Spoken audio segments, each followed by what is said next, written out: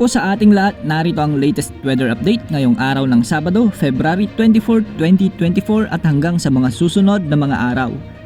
Patuloy na magdadala ng mainit na panahon sa bansa ang easterlies o ang mainit na hangin mula sa karagatang Pasipiko. Samantalang northeast monsoon naman o hanging amihan ang nakakaapekto ngayon sa extreme northern Luzon. Asahan ng magandang panahon ngayon sa Luzon pero posibleng magkaroon ng bahagyang maulap hanggang sa maulap na papawirin na may pulo-pulong pag-ulan at pagkidlat pagkulog sa ilang bahagi dito. Sa Bicol Region ay asahan ng mga di kalakasang ulan ngayong gabi pero magiging maaliwalas naman ang panahon bukas sa rehiyon. Sa Visayas ay makakaranas ng maulap na papawirin na may kalat-kalat ng mga pag-ulan pagkidlat at pagkulog ang Southern Leyte at Cebu dulot ng umiiral na easterlies.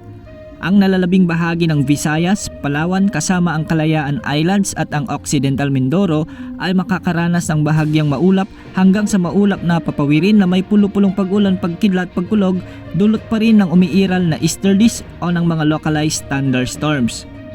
Sa Mindanao naman ay asahan ng maulap na kalangitan na may kalat-kalat na pag-ulan at pagkidlat pagkulog ngayong gabi sa may Cotabato, Cagayan de Oro, Surigao del Norte at Surigao del Sur, dulot ng easterlies. Posible ang flash flood o landslide dahil sa katamtaman hanggang sa kung minsan ay malalakas na pag-ulan sa mga nasabing lugar.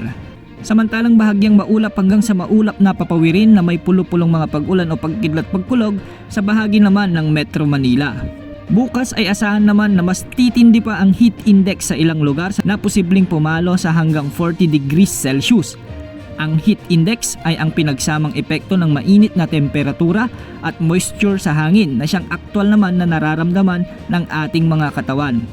Pinag-iingat pa rin ang lahat sa banta ng heat stroke at dehydration dahil sa mainit na panahon kaya ugaling uminom ng maraming tubig at umiwas sa matinding sikat ng araw kung kinakailangan. Samantala wala ding bagyo na inaasahan sa mga susunod na araw at malaya ring makakapamalaot ang mga kababayan nating mangingisda dahil wala ring nakataas na gale warning mga karagatang sakop ng ating bansa. Yan ang latest weather update ngayong gabi. Maging handa sa bawat oras dahil minu-minuto ay nagbabago ang ating panahon. Ito pang weather update ng bayan, maasahan anumang panahon.